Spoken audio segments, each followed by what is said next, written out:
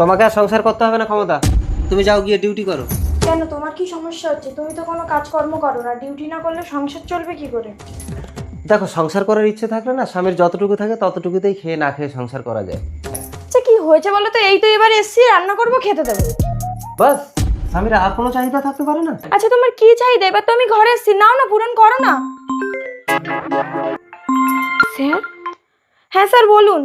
তার আগে বন্ধুরা, আপনারা যদি আমার মতো মাকে ভালোবেসে থাকেন তাহলে ভিডিওতে একটি লাইক করুন, আর বাবা মা দুইজনকে ভালোবেসে থাকলে একটি সাবস্ক্রাইব করুন, আর কমেন্টে বলে যান আপনি মুসলিম না হিন্দু। ক্ষমতা, উত্তরপাড়া থেকে একটা শিশু পাচার হয়ে গেছে, আপনাকে এক্ষুনি আসতে হবে। ওকে স্যার, আমি এক্ষুনি আসছি।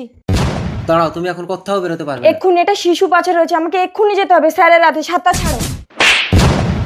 আমার থেকে তোমার স্যার আগে হয়ে গেল।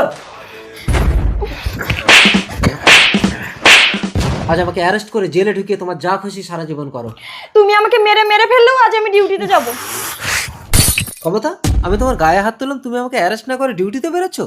তার মানে তুমি স্বামীকেও বাঁচাবে, ডিউটিকেও বাঁচাবে? তা হবে না, হয় তোমার ডিউটি না হয় স্বামী, যে কোনো একটা তোমাকে বেছে নিতে হবে।